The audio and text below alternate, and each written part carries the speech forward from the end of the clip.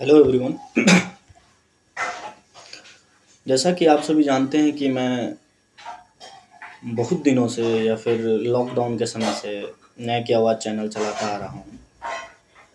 बीच बीच में मैं गैप भी देता हूँ और फिर कुछ दिनों के बाद मैं मुद्दे को उठाता आता हूँ।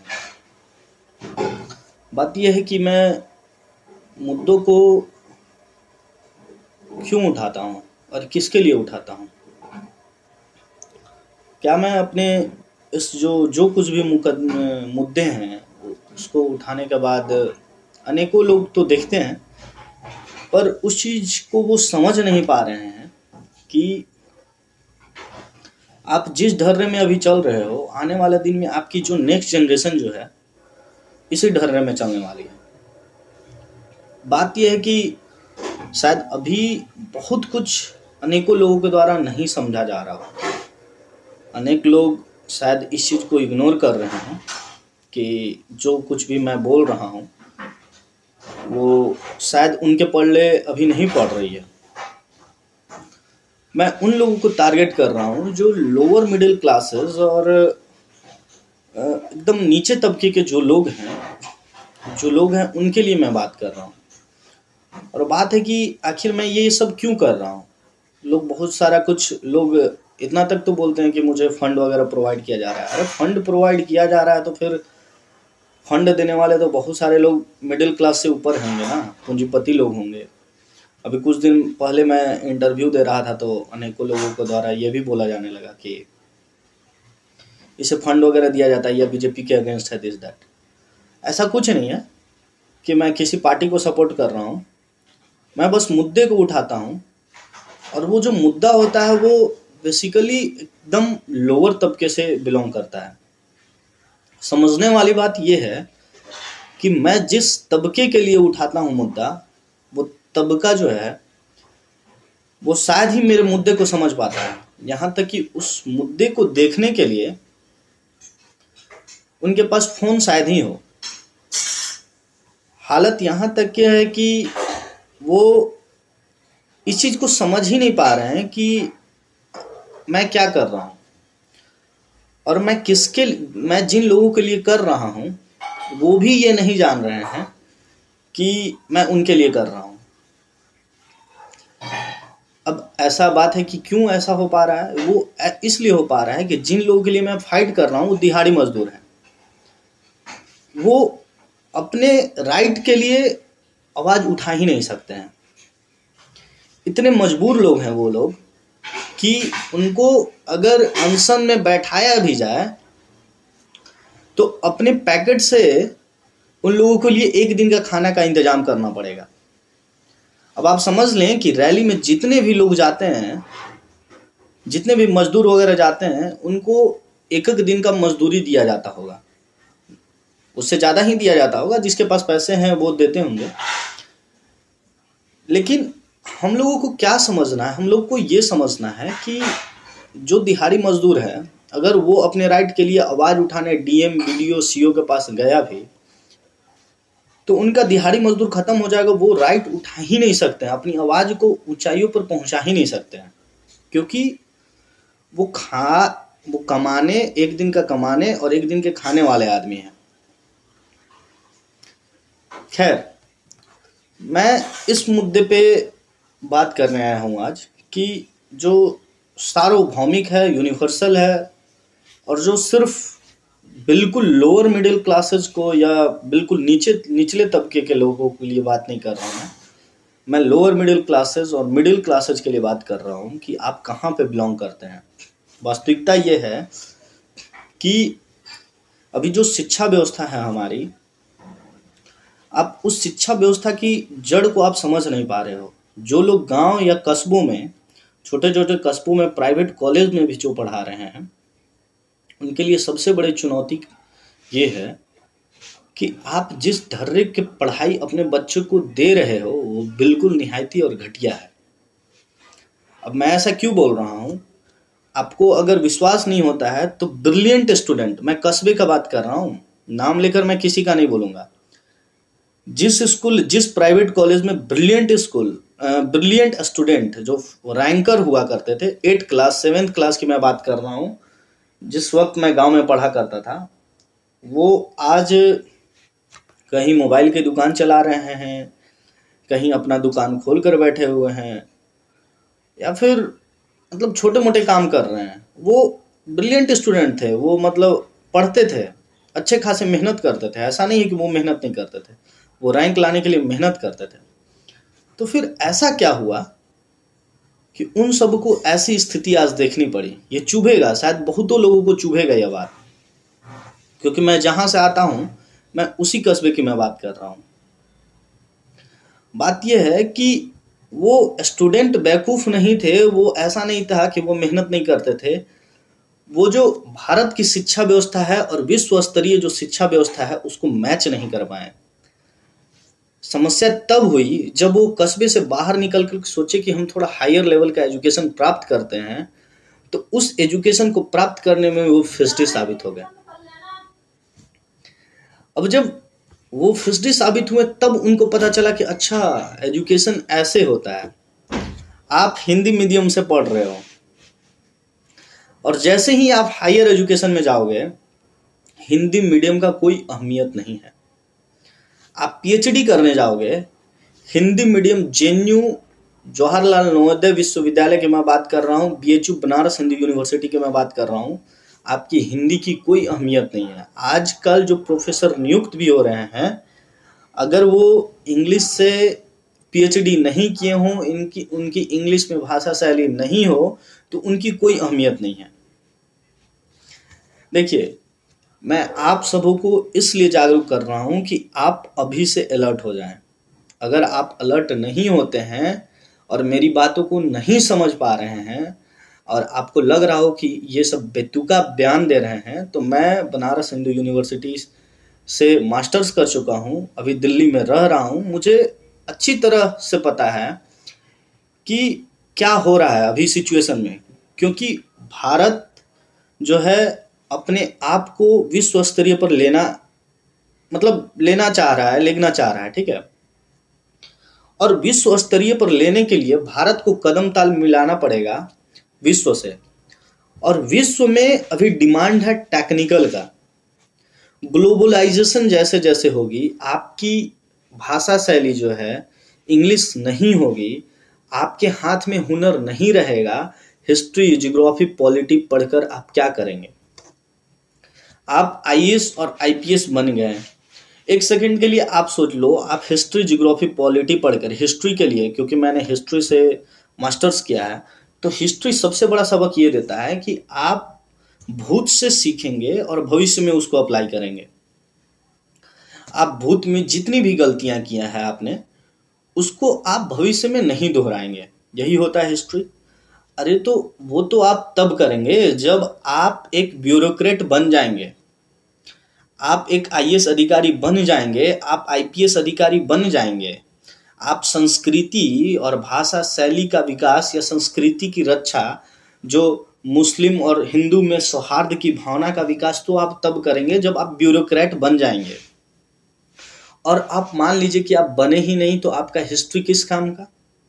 लेकिन अगर आपके हाथों में हुनर है और आपके हाथ में टेक्निकल कोई एडवांटेज है, तो आप तो बहुत कुछ कर सकते हैं। आपको कहीं पे अगर जॉब नहीं मिलता है, फिर भी आपके पास उतनी स्किल है कि आप कुछ कर सकते हैं। मैं आपको एग्जांपल देता हूँ। अनेकों स्टूडेंट हैं जो अभी अनेकों जगह आप देख सकते हैं, झारखंड बिहार अनेकों जगह आप देख सकते हैं कि जो लोग आर्ट्स से किए हुए हैं ग्रेजुएशन, और उन लोगों का हाल यह है कि वो सिर्फ सरकारी नौकरी का तैयारी कर रहे हैं।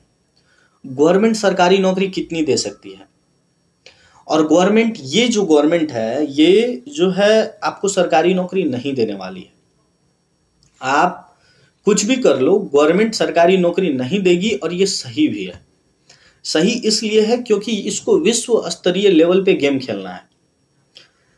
अगर गवर्नमेंट जो है एक्सपोर्ट और इंपोर्ट को बढ़ावा दे रही है, एक्सपोर्ट और इंपोर्ट को बढ़ावा देने के लिए उत्पादन की डिमांड किया जाता है, और उत्पादन का डिमांड के लिए गवर्नमेंट को हाथ में हुनरमंद व्यक्तियों की जरूरत होती है, जो कि भारत में तो है नहीं।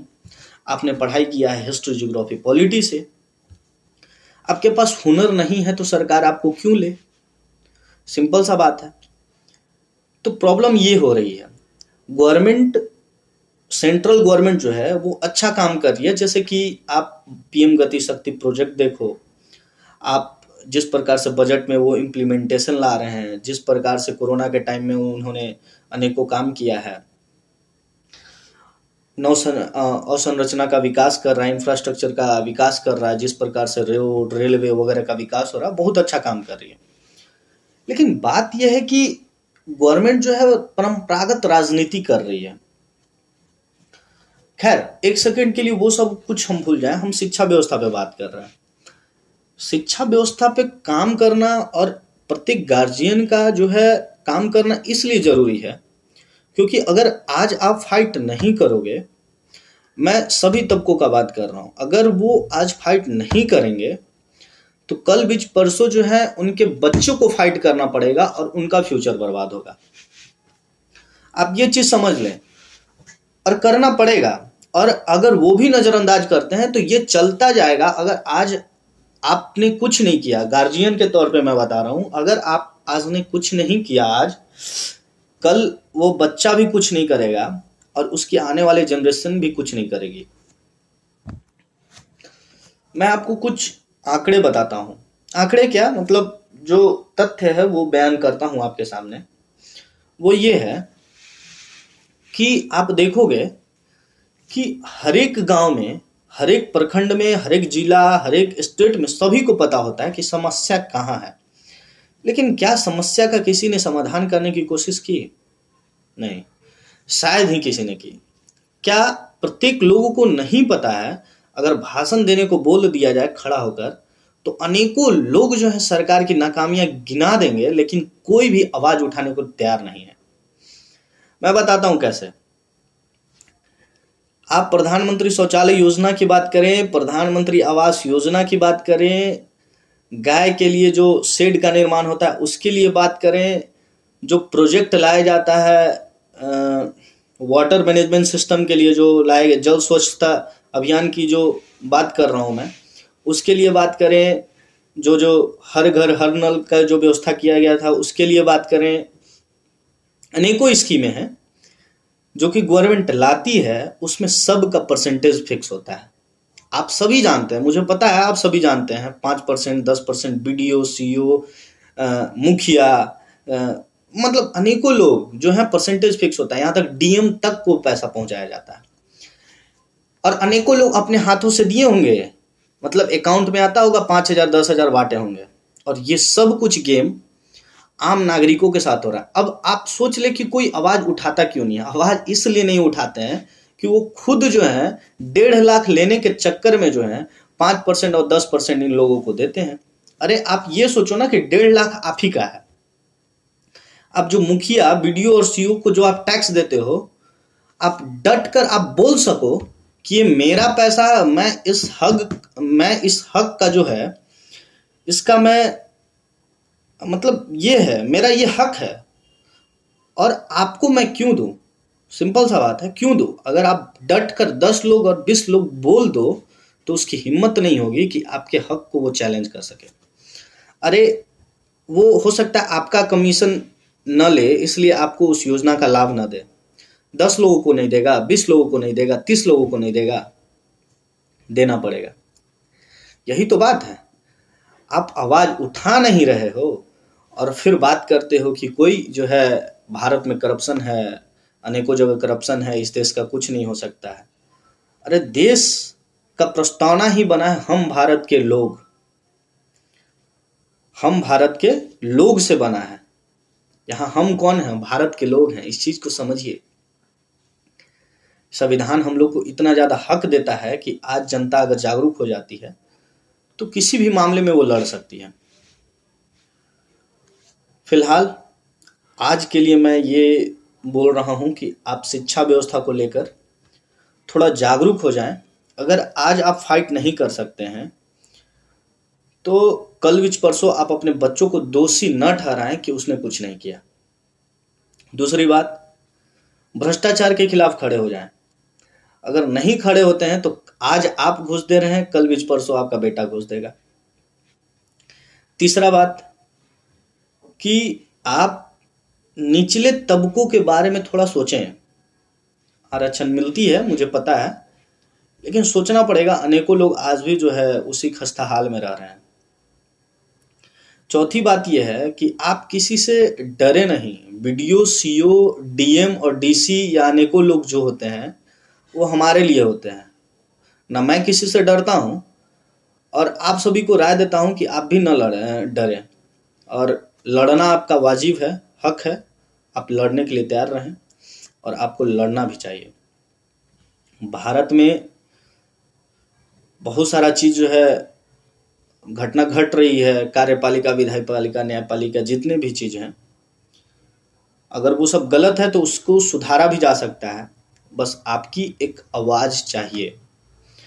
आप उस आवाज़ को किस प्रकार उठाते हो ये आप पे डिपेंड करता है। अगर नहीं उठाते हो तो फिर आप रेडी रहो कि आपका आने वाला जनरेशन सेफ नहीं हो पाएगा। अगर अभी आपका बच्चा अभी नवजात है तो आप उसको पढ़ाओगे, कल बीच परसों तो पढ़ाओगे ही, और उसी माहौल में पढ़ाओगे और उसका कुछ नहीं होने वाला है। मैं लिख कर दे देता हूँ कि उसका कुछ नहीं होने वाला है जब तक कि आप उसको अर्बन जगह पे, शहरी जगह पे आप उसको भेज न दो पढ़ने के लिए, ताकि वो विश्व स्तरीय पढ़ाई से तालमेल बैठा सके। और मुझे पूरी उम्मीद है कि लोअर मिडिल क्लासेस जो हैं शहर में, शायद ही हाई लेवल शहर का मैं बात कर रहा हूँ, बड़े बड़े यूनिवर्सिटी का मैं बात कर रहा हूँ, शायद ही अपने बच्चों को भेज पाएंगे। तो हम क्या करें? हमें ज़रूरत है फाइट करने के लिए। आप इस प्रकार से फाइट करो कि जितने भी स्कूल हैं, गवर्नमेंट स्कूल हैं, आप एक गार्जियन के तहत आप जाओ और बोलो कि इस स्कूल का जितना भी टीचर है क्या पढ़ाई, और अपने आप अगर पढ़े लिखे हैं, ऑब्वियस सी बात है, अगर आप पढ़े लिखे हैं तो थोड़ा सा आप देखो कि किस प्रकार का पढ़ाई हो रहा है। चैलेंज करो कि कोई टीचर अगर स्कूल में आया है तो कैसे आया है, क्या वो भ्रष्टाचार के तहत आया है, कोई पारा टीचर बना है तो कैसे बना है, क्योंकि ये भविष्य का बात है। मैं शिक्षा पर क्यों जोर दे रहा हूँ? अभी करप्शन को एक सेकंड साइड कर देते हैं, वो रहेगा भारत में, मुझे पता है। और आपकी इतनी अभी ये नहीं है कि आप आवाज़ उठा लो, आपको अपने काम से इतनी ज़्यादा फुर्सत है नहीं, मुझे पता है। आप नहीं उठा पाओगे आवाज़। अनेकों लोगों को मैं जानता हूँ, वो बस बोल सकते हैं। आप सभी लोग निहायती घटिया आदमी हैं, क्योंकि आप बस बोल सकते हैं, आप कुछ नहीं कर सकते हैं, मुझे पता है। मैं आवाज़ उठाता हूँ, मेरे खिलाफ भी आप बोल सकते हैं, मेरे सपोर्ट में आप बोल सकते हैं, ज़्यादा से ज़्यादा आप मेरा सपोर्ट कर देंगे, इसके अलावा कुछ नहीं। कल बीच परसों मैं आ जाऊँ और आपसे सपोर्ट मांगने की मैं बात कर दूँ तो आप नहीं करेंगे, मुझे पता है, और मुझे सपोर्ट की ज़रूरत भी नहीं है। मैं बस आपको ये समझा रहा हूँ कि आप शिक्षा व्यवस्था पर गौर करो, और शिक्षा व्यवस्था पे जब आप काम कर दोगे तो मुझे पूरी तरह से पता है कि आप अगर मेरा सपोर्ट नहीं करोगे तो आपका बच्चा मेरा सपोर्ट करेगा, क्योंकि उसको पता है कि मैं किस डायरेक्शन में जा रहा हूँ और मैं क्या चाहता हूँ। आप फाइट करना स्टार्ट करो, आप देखो, आप तथ्य पर बात करो ना, किसी के बहकावे में बात मत करो, आप तथ्य पे बात करो कि क्या है तथ्य। और तथ्य एक ऐसा चीज होता है जो हर एक पहलू पे खरा उतरता है। फैक्ट वही होता है जो हर एक पहलू पे खरा उतरता है। आप कहीं पे उस तथ्य को ले जाओ, वो तथ्य सेम का सेम वो वहीं पे रहेगा। ये कोई बोल बच्चन का मैं बात नहीं कर रहा हूँ। तो शिक्षा पर जोर दें फिलहाल के लिए। धन्यवाद।